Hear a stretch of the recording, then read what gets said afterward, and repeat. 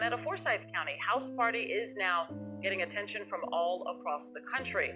Her best friend says there is no way that woman fell to her death. It would have some validity because we've heard it from multiple people that the sheriff's office didn't want those things out and that they destroyed the evidence. And already, Tamla's family believes race also played a role. The only black woman at the party in a county with few black people.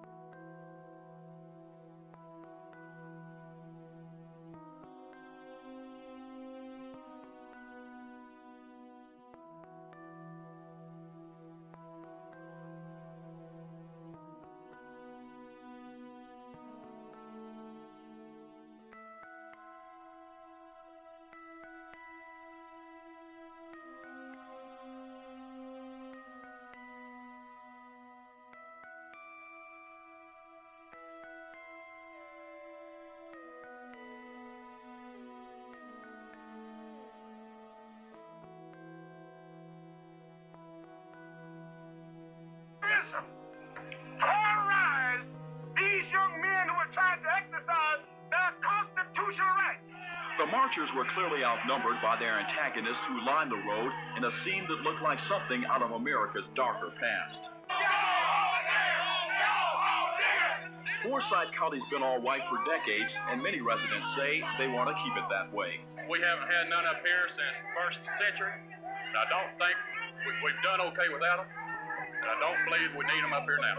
All these people here marching today, the black people and the white black people too, all they up here for is start trouble. And they come to the right place to get it.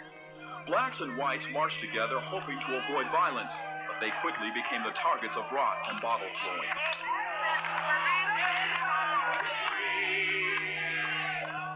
It's mind-boggling to see that things like this still exist in America. But hey, you got all kind of people. People like them, they look like me and my friends, and I think someday, we're going to be able to reach people like that too. The two sides were kept separated. There were a few minor injuries and a half dozen arrests. Finally, the county sheriff asked the marchers to get back on the bus for their own safety when things got out of control. I don't think this says a whole lot about our county. It makes me very saddened that folks can't walk down the street, whoever they are. The organizer, Dean Carter, reflected on the day's events. I thank God that I did not bring my wife and 2 children today. That this is ridiculously sick. Listen, to have all this go on in America and people not stand up against it. How the richest county in Georgia is now facing its racist past.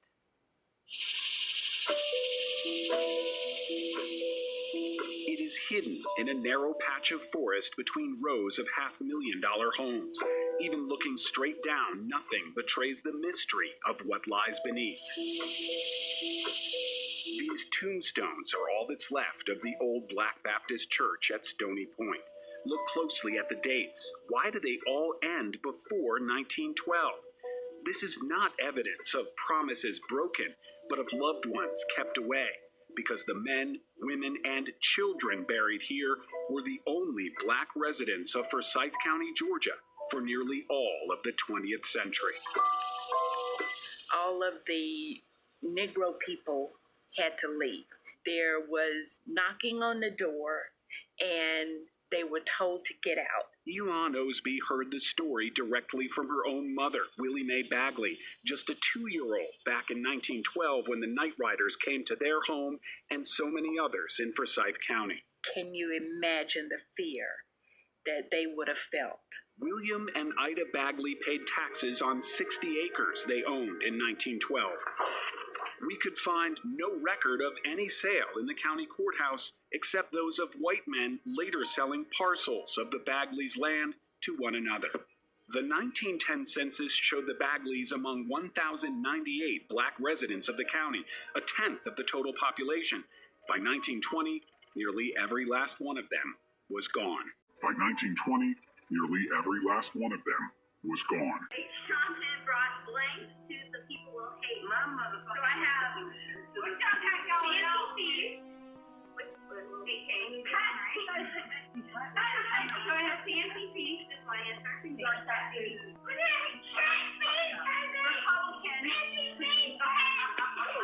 Republican. The Make-A-Wish Foundation.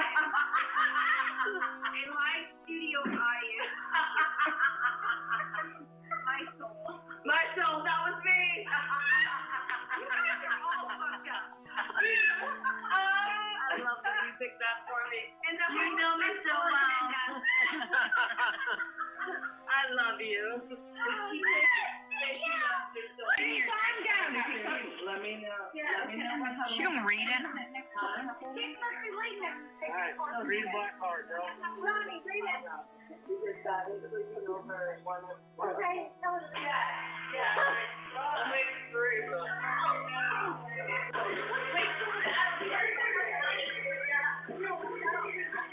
Forsyth County 911. Hi, yes, I need an ambulance and a bridge to my home. What's the address? 4450 Woodlet Court. 4450 Woodlake? Woodlet. Woodlet, okay. Alright, 4450 Woodlet Court. What is your name? My name is John Myers, Jeanne. Okay, and your phone number is 609.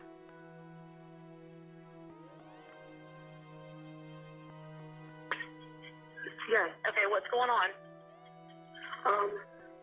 We had people over last night when we were drinking. Most of us went to bed. One of them stayed on the balcony. She was drinking, and we just went outside, and she's laying face down in the backyard. It looks like me. I'm guessing maybe she fell off the balcony, but she's stiff. Okay, is she breathing?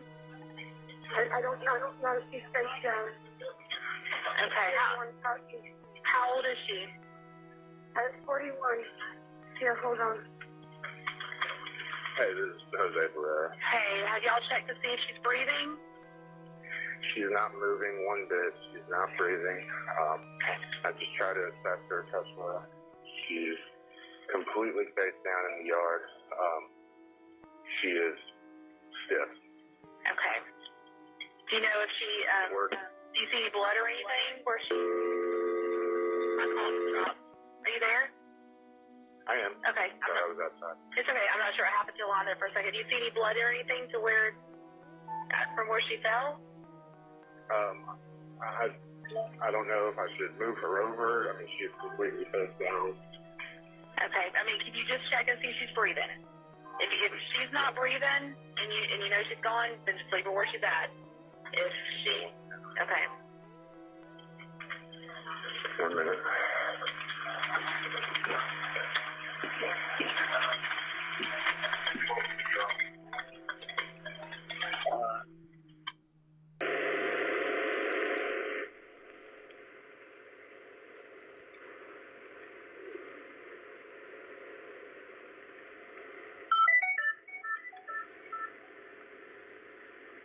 Hey, Young.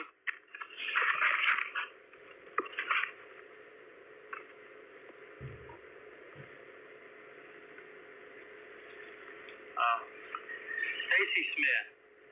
Which one is she? She's sitting right here on the sidewalk. Can she come talk to me? Stacy? Yeah, I think she's already talked to you. I just need her information. It's not returning. She needs your information. Sorry. Nothing? Do you have a driver's license? Yeah. S-T-A-C-Y Smith? And her E-Y. I just can't get you returned. T-A-C-E-Y? Yeah, on my license it says that, and then You're fine. my birth certificate actually says S-T-A-C-Y. You're fine. So when we put people's reports, we get returns on them. And it gives all your information, basically your driver's license information. Yeah. So it makes it easy for anybody to contact you if they need to. Yeah. So it's kind of like checks and balances. Yeah. If it doesn't return to an actual living, breathing person, then we need to get better information because we have to have someone we can contact just in case. Stuff that. Thank you. You need my license? Let me see if you return.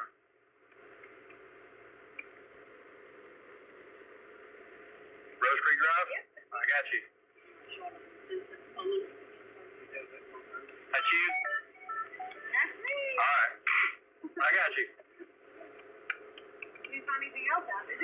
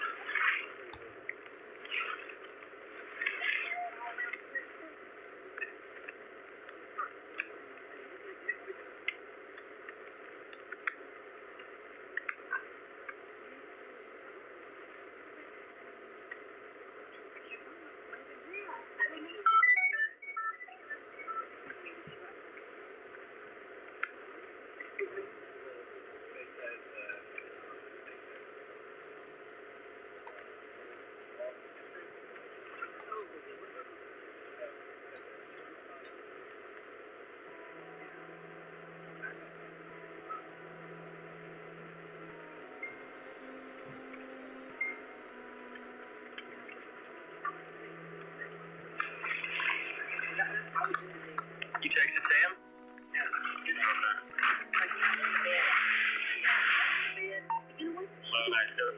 Did she text anybody that y'all know of?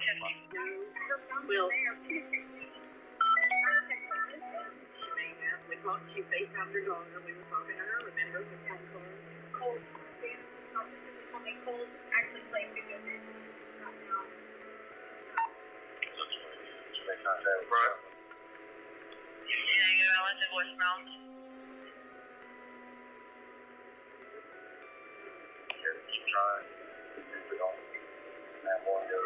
Do y'all ever know of her to be on any kind of medication? 10-4, I will. No.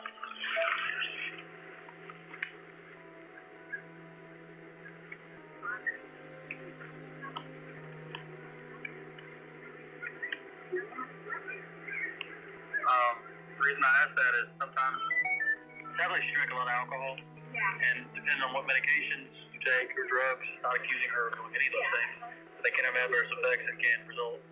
So none of y'all saw her taking or doing anything. Okay. No, and I mean, she really doesn't think what she did. Drinking that much. Doing anything. No, I mean, she really doesn't think what she did. Drinking that much.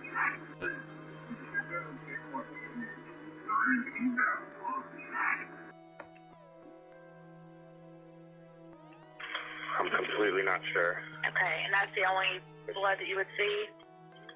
That's what I can see without moving her over. I had a Okay. face. Do you know if she was suicidal at all? I have no clue. I've met her one other time. Like my girlfriend said, we were over last night. She was her birthday party. We're not the woman that we believe to be deceased, but my girlfriend's birthday party. Instead of having everybody go out, she had everyone stay in, and she was the last one I saw before everybody. I mean, everybody was typically put off to bed. She was the last one in the kitchen. She was just either waiting around for a ride or waiting until the morning. Okay. How far is the where she would have fell from? How far is the deck from the ground? I would probably say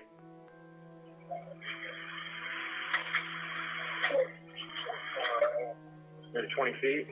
Okay. 20 feet from where your feet would be on the railing. The railing itself is maybe 3.5, 4 feet. Okay. And what is her name? I know her name. We call her Tam. I'm assuming that's short for Tammy or Tamra. Was she there with anyone else?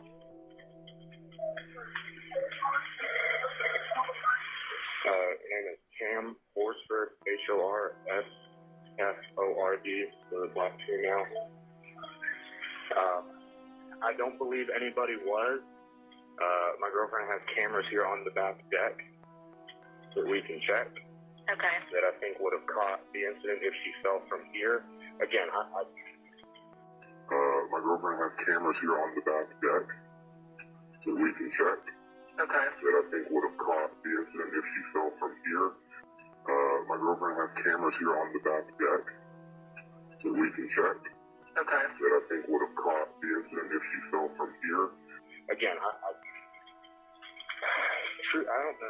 It's hard to say if she fell from the deck or if she was already downstairs. She was the only smoker here, and I'm sorry. I don't know. It's hard to say if she fell from the deck or if she was already downstairs. She was the only smoker here.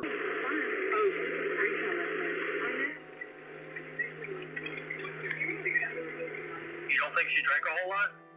She drank way more than The people outside said she drank a whole bottle of tequila. a whole bottle. They said. She drank a lot. They said there was just a little bit left in that bottle she brought. She was the only one drinking out of it. I think she did. And she got here at 8. So 5 hours a bottle of liquor. It said she was the only one drinking it. You see anybody else drinking out of the bottle of tequila? You see anybody else drinking out of the bottle of tequila? 2 shots of it. Somebody else took shots out of it? Yeah. Okay.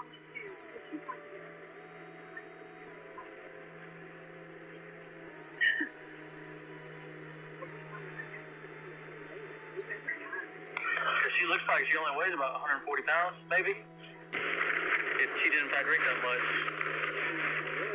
Did she look at it intoxicated? Like she wasn't stumbling or anything? No. I mean, she was hugging me a lot. Right.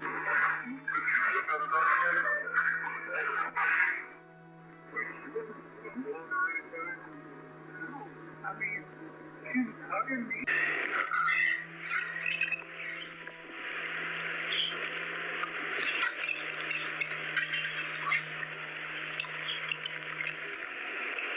Things are never easy.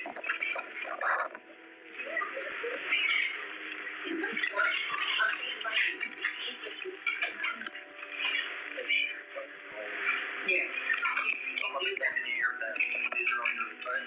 Yeah, these are mine.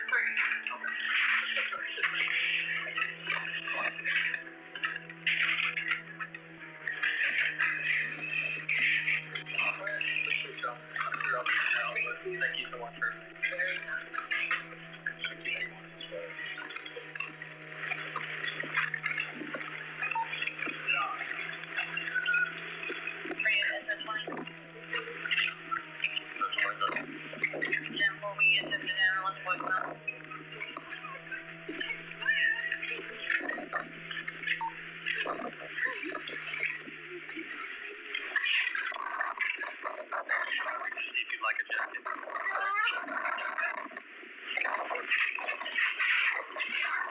There's a lot of information.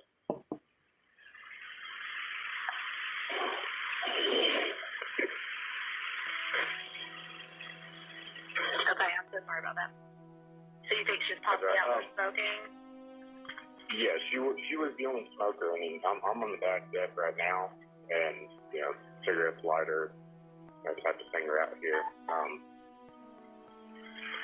just trying to see where on her wrist kind of came from. Okay. All right. Are all the people that were there last night, are they still at your house?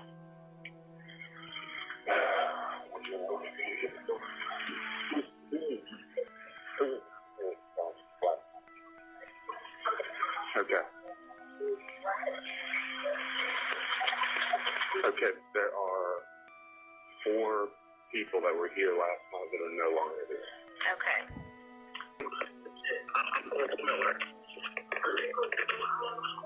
I understand this is not a crime scene right now. Even if you show up with your box, stay outside your vehicle. We can't let you inside the house. I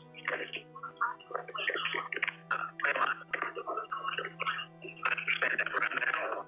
We are in control of this property. because it's an active crime scene. I'm just trying to be very respectful to you. I know it's your home. And if you try to forge your way in, unfortunately, you'll be taken into custody, and I do not want that to happen. And she's fine. I actually know your daughter. We have some people friends together, and I've been here talking with her. She's fine. She's fine. I actually know your daughter. We have some people friends together, and I've been here talking with her. She's fine. She is fine. But I don't want you wind up getting in any trouble. And I know we're being invasive, and I know that. Well, if you showed up here and you tried to cross into the crime scene, then one of the deputies outside would have to act on that. And that's what I don't want to happen. That's all. I do apologize for us being invasive. We have to apologize.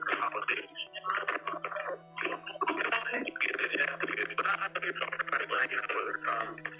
Like I said, we've been friends together, and I know they very well. We're for quite a while, so we're all here just kind of relax and hang out. So if you don't mind, just for my interest right now, so we'll wrap this up. We got to investigate some of it now. As soon as we wrap this up, I can call you. I'll pick them up. Give us a rundown. Just basically, it was from the third party list. Yeah, what they heard, they weren't. Okay. She's 41 years old.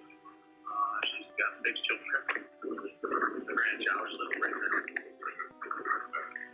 They said that she showed up with a bottle of tequila last night, and it's about like, I don't know, 98% gone, and she was only pregnant. So she was always removed. I don't know. Okay. Jose Barrera, felony probation. He's at his girlfriend's house. Jose's in there. He was there last night as well. There were a lot of folks actually had everybody that left called back for statements and all that. Where we're at. Hey, I think it looks like here. This looks like she's getting from the film. But was she supposed to be spending the night? Yeah, it looked like it's kind of like a pajama slumber party. Mm-hmm. She's got like a big onesie, some kind of pajama outfit. Face down. There's very possibly her cigarettes on the back porch. They said. And they just left this morning, or they just leave last night? Do you know roughly what time the content left? Like, we don't know how to put it.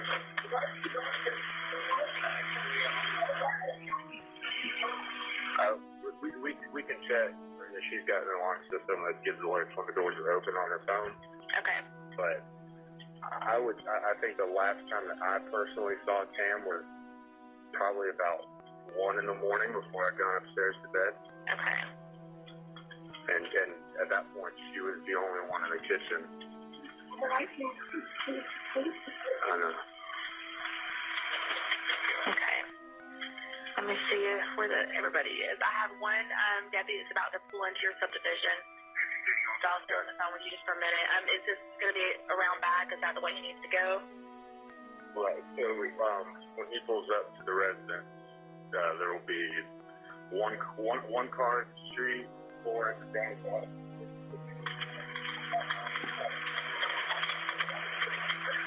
And does he need to come and go through the house, or does he need to walk around the back? They can go around to the side. I'm going to grab my shoes, and I'll direct them when they get here. It'll be easier for them because she's laying in the yard down, basically on the patio downstairs.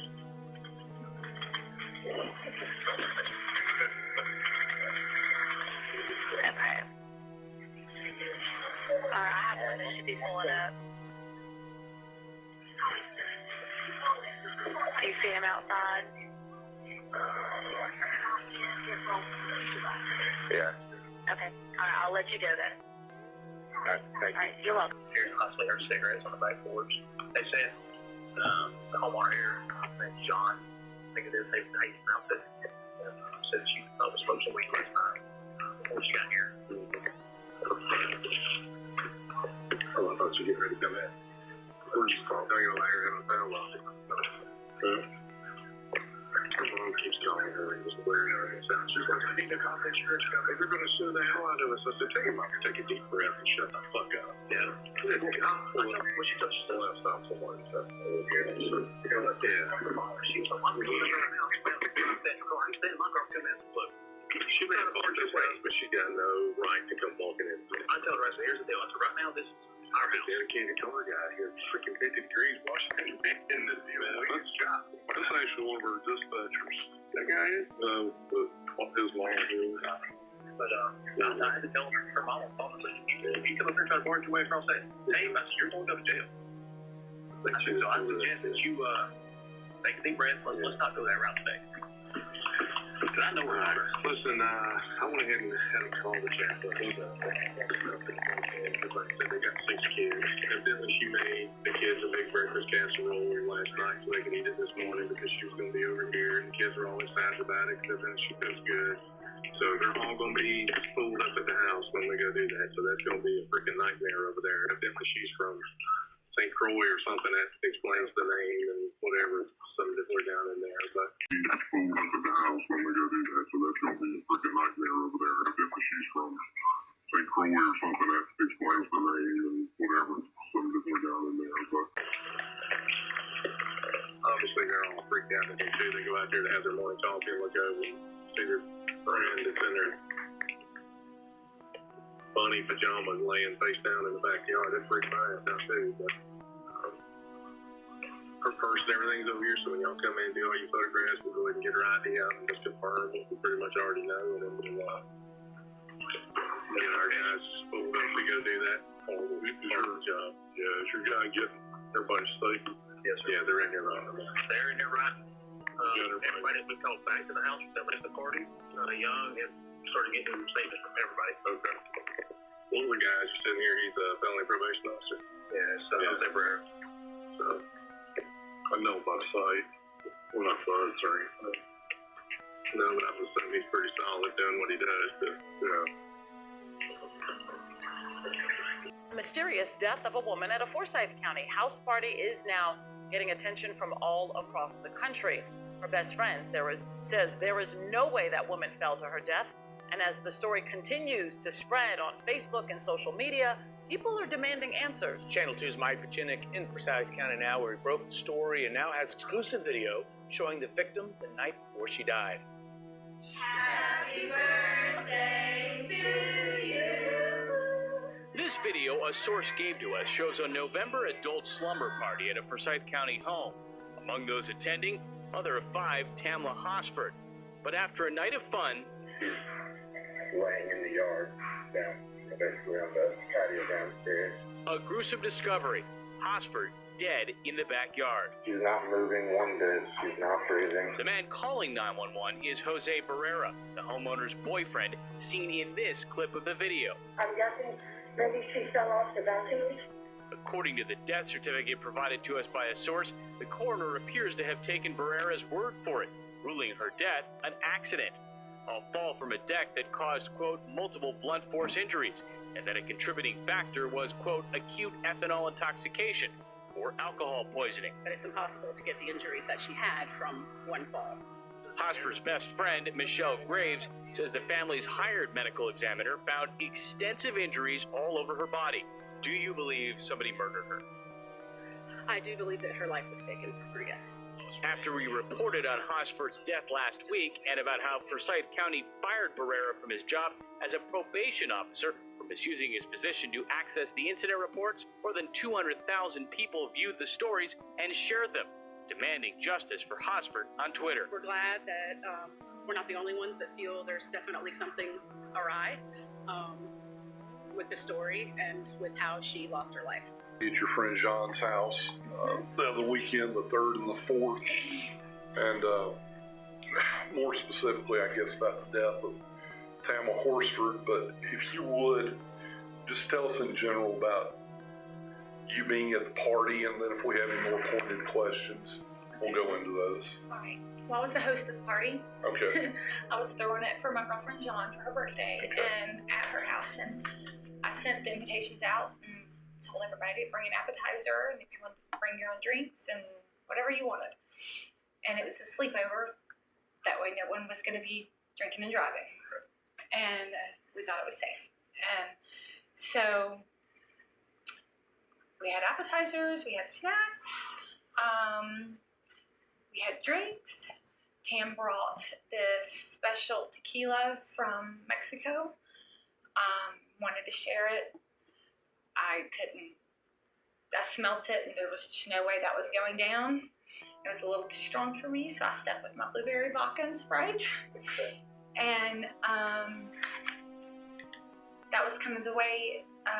It went. We had drinks, we talked, we laughed, we danced. Well, some danced, and they apparently Tam went outside and had smoked pot, and then we all, we played Cards to Humanity, we played, I think that was it really, the games. We laughed, we giggled, we were girls. Yeah. The guys, my husband came and Jose was there, and my husband came because earlier that day I had my sister's baby reveal party. Calling her, she used to work for DFAX, Janet Galbraith. So Boy or girl? It's a boy. And so I had her reveal party, so I was actually kind of tired. So I wasn't quite in the partying mood. So I had probably 4 drinks, and between the hours of probably 6 and 1:30, I did have 2 shots of fireball too. And we played Cards of Humanity, and we laughed and giggled and laughed. And so my husband wanted to stay with us because he didn't want to stay at the house with Gina's college girlfriends. Right. So he said that he was coming to stay with us. So him and Jose stayed in the basement, and then they came up for snacks, and then they started talking to us, and we all hung out. And that was really it. It was low key. We said it was probably about 1:30 when we were going to bed, and Tam wanted us to stay up, and I told her I couldn't do it anymore. And she hugged me and told me she loved me, and she was going to go outside and have a smoke and come back in and go to bed. And now Tom and I were sleeping in Emma's bedroom, and she was supposed to sleep in Matthew's. Where's Emma's bedroom? Emma's bedroom is upstairs. When you go up the stairs, it's to the left, right there. That's where you and Tom slept? That's where Tom and I slept. And then she was supposed to sleep in the room right beside it. Upstairs. Okay. And I left my phone downstairs, and because she said Tom was selfish because she didn't have a sleeping buddy. Right. So we put our phones there. She said, well, our phones can sleep together. So we laughed and hugged, and she said she was going to smoke, and I went to bed. I'm sorry, I was on the call. No, that's how you doing. Are you Jen? Yes. Okay. I'm Dick Lasco with the Seattle. Hey. I'm sure you heard we're going to go around talking to everybody. It's got a few minutes to us today. Well, I've already given a statement, so that statement's going to ride for me. Okay. In 19 minutes. So, that's going to be the best recollection I'm going to have today, the morning that we discovered what happened. So. Fair enough. Kind of what's going on is we get requested, and then we kind of got to go back, and I know it's probably frustrating, to say the least. Oh, I can't even begin to tell you. Well, I'm gonna leave you my contact information. You got any questions or anything? No, she doesn't want to. Yeah. Is Mike on your list, Colorado? He's on saying he just came to pick you up that morning, right? I know that the sheriff's office probably remember that he's on their way. The first month of the and I wasn't like he just never even really got out of the car. Yeah, and that's why I said he never went in the house. Right. Yeah, I didn't think he did, so no, he's fine. Yeah. Okay. Well, we appreciate it. All right. Thanks. I will ask this, if you think of anything that you think is important, whether it's in your statement already or not, but just something that you think is important that we might want to know, need to know, whether that's on your behalf or any of your friends' behalf, whatever, please feel free to reach out to us. You don't necessarily give us a statement, but if there's stuff that you just think might be important that we kind of... High-ranking Forsyth County deputy is off the job tonight after an internal investigation found he was sending crime scene photos and other sensitive information to his girlfriends. Channel 2's Mike Pachenik has been investigating the allegations for nearly 2 months now, and he tracked down the accusers who say they want the deputy to face criminal charges. I'm moving one bed. She's not freezing. In November 2018, Forsyth County mother Tamla HORSFORD died under suspicious circumstances at an adult sleepover. Sheriff's Office veteran investigator Mike Christian, seen here, was assigned to investigate. I was on the phone with him when he got dispatched to that call. So he's snapping the pictures of her dead body. I mean, when she died, how she died, the toxicology reports. These two women say they were having affairs with Christian at the time. They spoke to me on the condition of anonymity after they reported their concerns to the sheriff's office. This internal affairs investigation we obtained through open records shows Christian's accused of routinely sending the women sensitive information, including crime scene pictures, videos, and others' personal information. I would be so mad to know that crucial evidence, like in my family member's case, was being sent to his random girlfriend to make him look cool. One of the women told me she met Christian while he was investigating a crime against her. He groomed her for more than a year into having an inappropriate relationship. Internal Affairs found Christian spent hours on the phone with the women while on duty and often met up with them while he was supposed to be working. He used his position as a cop and stood behind a badge that gave him power, and he used that to prey on women. Christian sent us a statement Friday that says in part, quote, "I am far from a perfect human. I chose to end a long-term extramarital relationship abruptly. This person, out of anger and hurt, chose to go to Sheriff Freeman with a list of alleged misconduct on my part. The IA investigation lacks my side of the story, makes me out to be something I am not. All the good I had ever done in 16 years of law enforcement is gone with this document."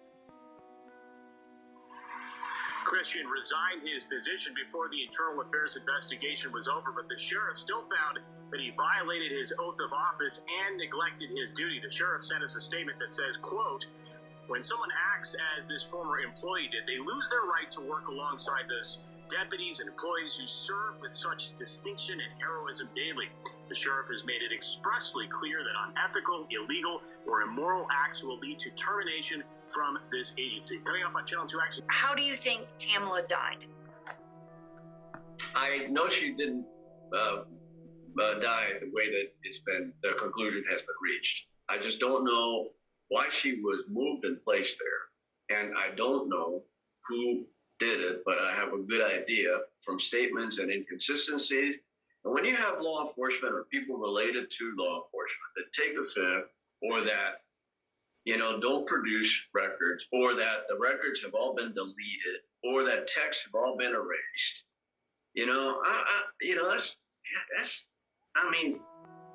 think of the other side. I've tried over 315 jury trials. I lost count. So I've tried a lot of cases. And many, let's say 200 have been criminal cases. And I have to always torture myself by indicating that, when you're selecting a jury, do you believe where there's smoke, there's fire? Everybody, yes, yeah, of course. What else? So, in criminal cases, you got to explain them, okay? Just because somebody's been charged, you believe they're guilty? Sure. Why wouldn't they? You think the police are lying? Maybe they're mistaken. It's like a reporting. And so then you have to go and you have to branch out. And did you ever get a traffic ticket? Did you challenge it? No. Yes. There you go. Finally. Why? Because I was not guilty. So then you have to demean yourself, appreciate the seriousness of it, to get somebody to finally agree that not everybody that's charged is guilty, but really nobody believes it. You have an awesome task ahead of you to convince the people to go against their common, ordinary sense that the prosecution always tells them to rely upon, and that I used to say when I was a prosecutor representing the people.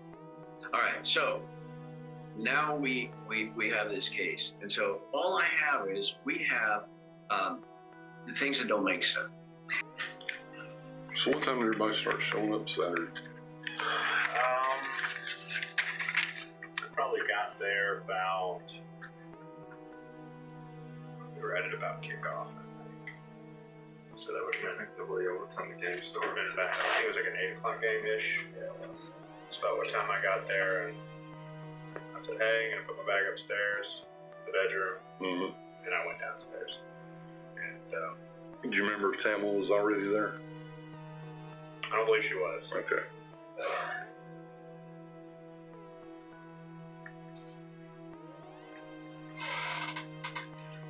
Okay. So you got there watching the game with Michael Smith, and then go on with what happened. Yeah, so we watched the game. We ultimately went upstairs, and everyone was just kind of moving about the common areas, kitchen, living room, socializing. We did get to playing Cards Against Humanity. That was probably the most collective thing with everybody that we did. The game did start at 8 for ESPN. So.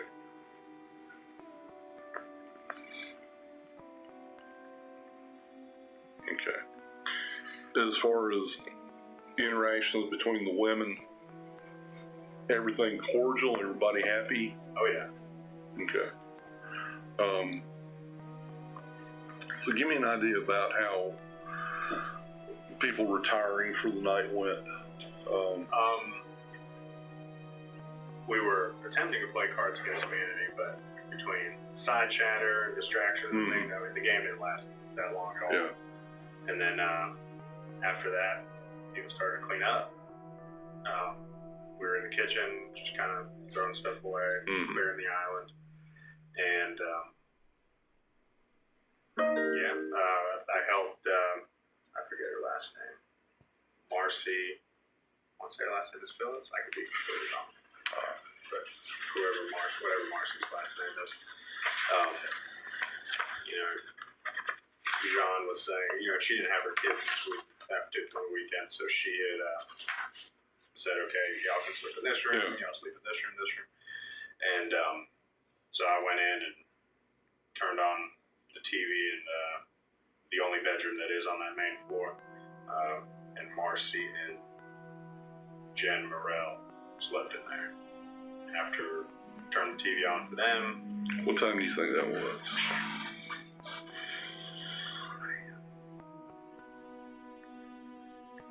If I was to guess, I'd say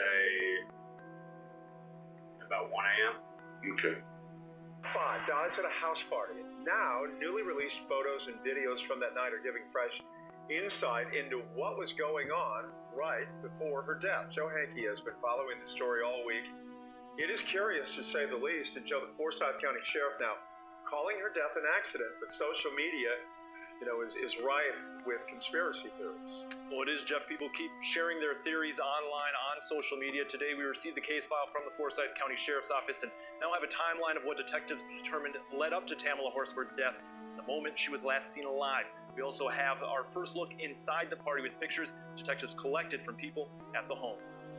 In photos released by the Forsyth County Sheriff's Office, Tamla HORSFORD is smiling alongside several other women on the night of November 3rd at a home in Cumming. Short cell phone videos appear to show everyone having a good time and laughing. And 40-year-old Tamla HORSFORD is seen talking with another woman at the party. Also in the investigation case file is a timeline with timestamps from a home security system. Investigation case file is a timeline with timestamps from a home security system. The log shows at 11:30 on Saturday night, 2 women left the party. At 1:47 a.m., another woman left, and it is noted that she is the last person to see HORSFORD alive. At 1:47 a.m., another woman left, and it is noted that she is the last person to see HORSFORD alive.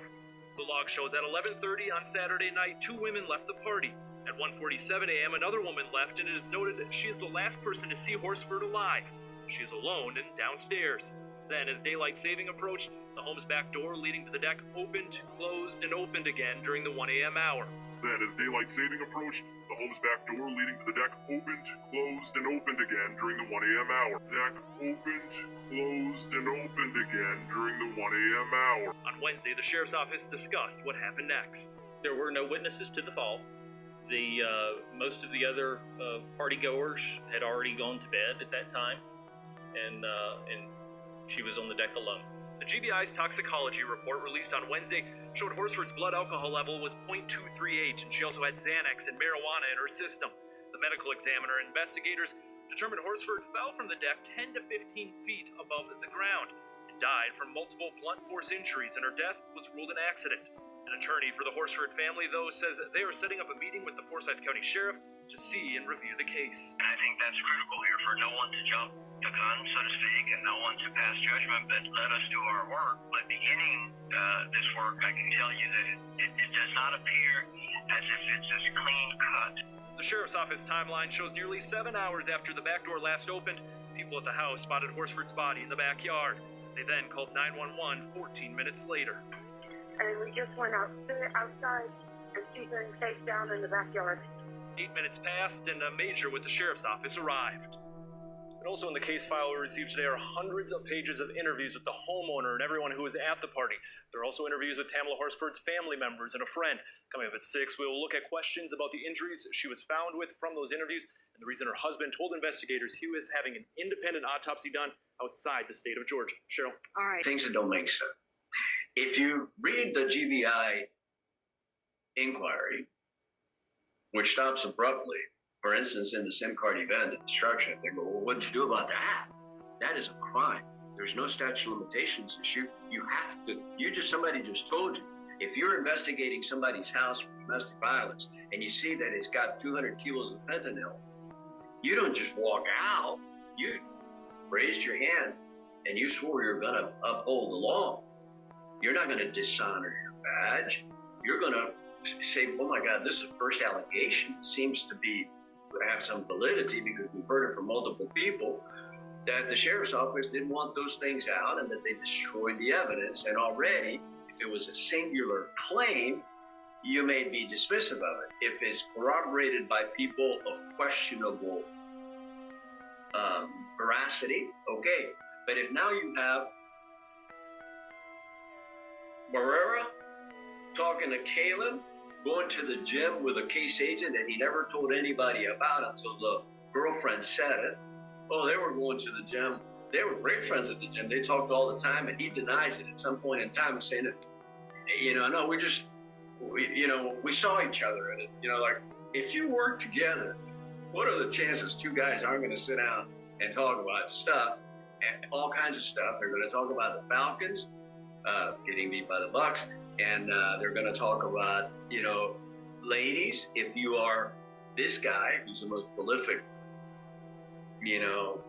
whatever you want to claim, or me that I'm going to keep to myself, and which I still don't understand because I've seen this picture. But anyway, the idea being, like in the calls from the scene and the Snapchats and the texts and all this kind of stuff, and then like allegations that Christian made at the very end said, I saw, an indentation on the ground where she fell. That's nowhere anywhere. Nobody's ever mentioned that.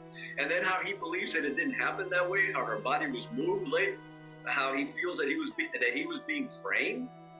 I mean, when you talk to GBI and you lie to him, you commit an offense. Hello. So that has tremendous validity, particularly if it flies into the conflict of all this other stuff. So, Stacy. Hey, how are you doing? I'm good. You? Good, thank you. I just had 2 quick questions for you. One, when we had talked, you said that Tamla was late because she was going to see a friend that was going through a bad divorce. Do you know who that friend was?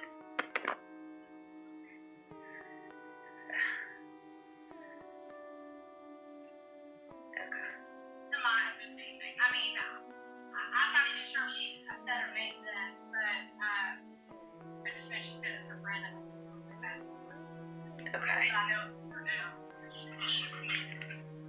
All kinds of comments about it. Okay. And then the other thing, we talked about Bridget and her Xanax, and I know that you had said that she, as far as you knew, she didn't give Tam any. Have you ever gotten Xanax from Bridget? I did after the fact. She gave me some. My goddaughter, she killed herself. So, and I had to play the funeral. So she gave me one after that. Okay. When was that roundabout? Taylor died December 10th. So it was right after that. Okay. That was 2018. That was after Tam died? Yeah. Tam died in November and Taylor died December. Okay, so she gave you Xanax after your goddaughter died?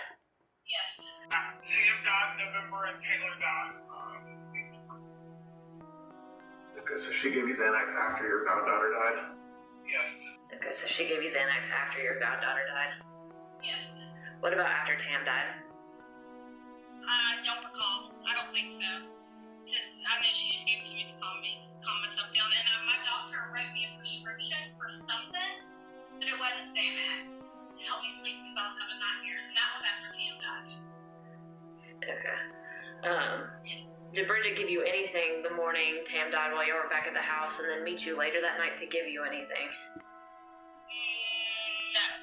I don't recall. I do not recall at all. Okay, so you'd be surprised to know that there was a text on your phone to her asking her to meet you to give you some more of her medicine because it helped you that morning? Okay, well maybe. I'm not gonna say I didn't. Okay. So, that's fine. You just don't, but you don't remember it. no, I don't. Okay. That whole time was a mess.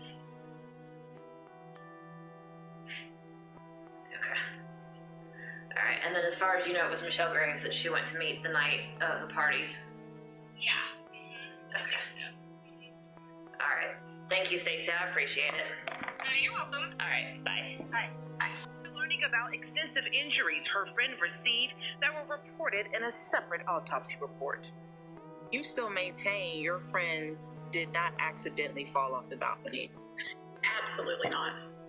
The balcony had nothing to do with her death. Michelle Graves says she's carried grief and a thirst for justice. I knew from the get-go they didn't have any evidence to prove any kind of defamation. And we went to court probably 20 times over the 4 years. In 2020, an attorney hired by Horsford's family says his review of the evidence shows she was in a struggle with someone before her death, and says the sheriff's office failed with its investigation into this case. His review of the evidence shows she was in a struggle with someone before her death, and says the sheriff's office failed with its investigation. I don't believe that that's the only thing that happened, if that even happened. My belief, 100% based on the injuries and everything, is that she was badly beaten and left out there for dead. For the first time, the family of a Forsyth County mom of 5 who died after falling off a balcony is speaking out. Nearly 2 years later, her family still wonders if her death was an accident or a homicide. John Sherrick is at GBI headquarters tonight with the latest in a case, John, that has really haunted so many for so long. It has. The GBI tells me tonight that its investigation into the Tamla HORSFORD case remains active and ongoing. HORSFORD's mother and sister, speaking for the first time publicly since her death nearly 2 years ago, say they need answers that make sense, and that so far none of this makes sense. What happened at his home in Cumming in November 2018? What caused the death of 40-year-old Tamla HORSFORD, married, mother of 5 boys? What caused her death here at an all-night party with friends? Now, nearly 2 years later, Horsford's sister and mother are aching, they say, still for answers. Did Horsford accidentally lose her balance and fall off of this deck to the yard below, as the initial Forsyth County Sheriff's Office investigation concluded, citing the Xanax and marijuana and alcohol that the autopsy found in her system? Horsford's sister, Summer St. George Jones, speaking publicly for the first time in an interview with CNN. Ever have I seen my sister become sloppy drunk and incoherent. And so I doubt that she would pick, a sleepover with people that she was just getting to know to start behaving that way. So I doubt that she would pick, a sleepover with people that she was just getting to know to start behaving that way. The family's attorney, Ralph Fernandez, tells CNN he believes the evidence he has seen so far indicates that Horsford was the victim of homicide. The placement of the body, multitude of injuries, what I would consider to be defensive injuries. Back in February 2019, 3 months after Horsford died, Forsyth County Sheriff's Major Joe Perkins was confident her death was an accident. All the injuries were all indicative and consistent with a fall.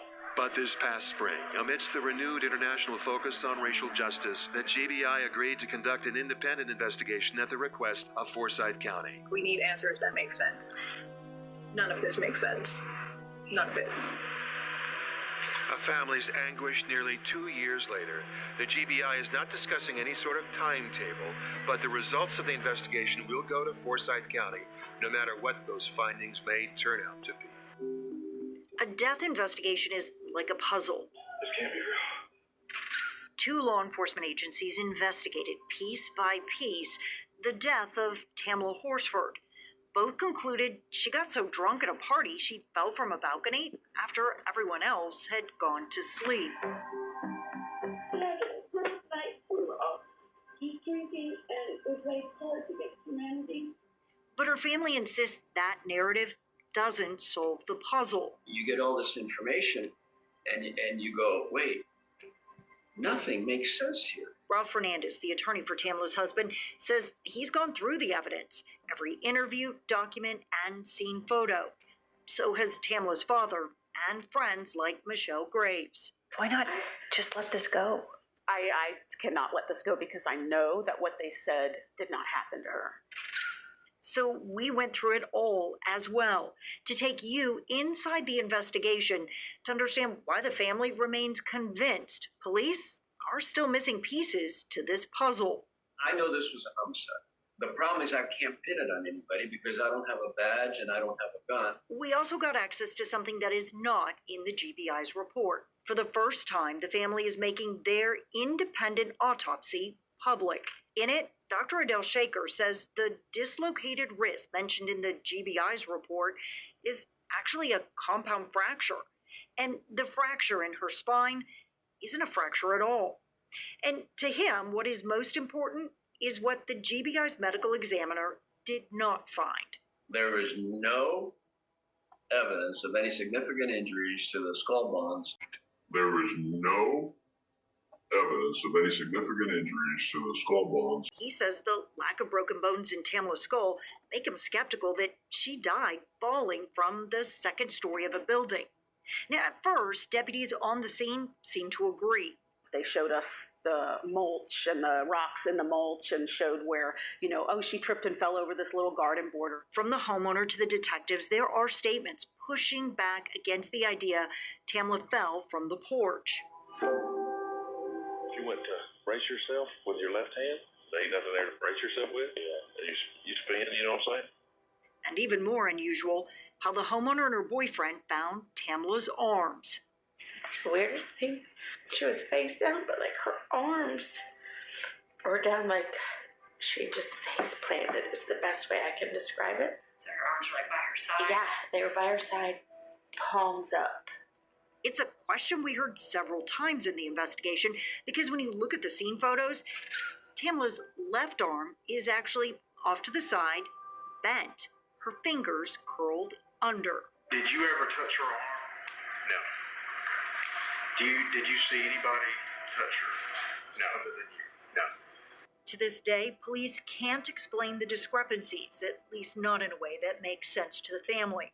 They say despite the yellow crime scene tape, Tamla's death was never treated like a crime. They say despite the yellow crime scene tape, Tamla's death was never treated like a crime. Forsyth County deputies called everyone that attended the sleepover back to the house for questioning. But it wasn't until the GBI got involved 2 years later that police searched for evidence on their phones. By that time, 2 people had new ones, and text messages and pictures from other phones were gone. Involved 2 years later, the police searched for evidence on their phones. By that time, 2 people had new ones, and text messages and pictures from other phones were gone. But an ambulance didn't come. I just saw her come out in a body bag. But an ambulance didn't come. I just saw her come out in a body bag. If you have the worst investigation possible, and you have facts that you cannot deny, such as it is impossible, if she fell there with these catastrophic fractures, that she moved a foot, it's impossible that the issue with the arm, it's impossible to move at all. If there is nothing underneath her fingernails showing that she was trying to claw to that, it's impossible if there's no blood flow on the ground from the serious Smith fracture on her wrist, that would bleed like somebody who got cut with a knife unless it was post-mortem. That means the fracture happened after she was dead. And so these things, jump out. You have a GBI, who supposedly is a reviewing authority, that did not mention in the report the exhaustive claims that I made, although they quoted me, in reference to providing information and not providing something that they could have got by subpoena like they got everything else. Of course, well, Mr. Trains didn't send us that. Well, I gave them the guy's name and everything. They have it anywhere from a bunch of sources. Second, they can see some of it on the internet, on the leaked material. And they didn't want to touch it because they took 5 pictures in an autopsy protocol of a potential homicide at GBI, not at the whack outfit down the street of the Forsyth County Sheriff's Office, where the corruption is rampant. No, at GBI, Koopmeyer took, his guy took 5 pics, fully dressed. So of course you're not going to have pics on the table of the scratches that they somehow touch upon, but which Dr. Shaker identified as clearly 4 to 5 centimeters, which are defensive in nature. No one tried to roll Tamla over to render CPR, not even police, who called off EMS. There was no effort whatsoever done to try to save this woman's life. The only one we know who touched Tamla's body was the homeowner's boyfriend. He declared her dead after touching her leg. I have one deputy that's about to pull into your subdivision. Then the destination is on your right. Tamla's family believes race also played a role. The only black woman at the party in a county with few black people. The lead investigator on the case, Michael Christian, is accused of calling Tamla the porch lady and making derogatory racial remarks during the investigation.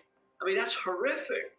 In the racist, bigoted, sarcastic, funny way of this sick son of a... On top of that, some of the responding officers knew the people at the party. The man on that 911 call was a former probation officer who, at the time, worked in the county's court system. And another woman worked with an officer's wife. I'm sure you're good because her boss is my wife. So, well, then you're more than good. I'm sure you're good because her boss is my wife. So, well, then you're more than good. In the recordings, we heard police tell the family that when the investigation is complete, they can access all of the records and the pieces will finally fit. But they don't. Legally, this case is just beginning as far as I'm concerned. I haven't been able to grieve her because I've been trying to fight for her justice for 3 years. I have to know the truth. Thank you and good afternoon. On November 4th, 2018, at 8:59 a.m., Forsyth County 911 Center received a call from an unresponsive person in the 4000 block of Woodland Court in Cumming, Georgia.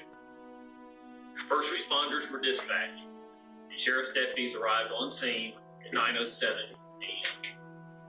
Deputies discovered a clothed body of a deceased female laying in the backyard of the residence. The deceased female was later identified as 40-year-old Tamla HORSFORD of Cumming, Georgia. Ms. HORSFORD had been at the residence for an overnight party. Detectives from the Forsyth County Sheriff's Office Major Crimes Unit, Crime Scene Investigation Unit, and an investigator from the Forsyth County Coroner's Office responded to the scene. After an initial crime scene investigation, the deceased was transported by the coroner's office to the Georgia Bureau of Investigation Medical Examiner's Office for an autopsy. Major Crimes detectives began a death investigation immediately following the discovery. Detectives reviewed the 911 call, interviewed all witnesses present on multiple occasions, conducted a neighborhood canvass, and interviewed certain family and friends during this investigation.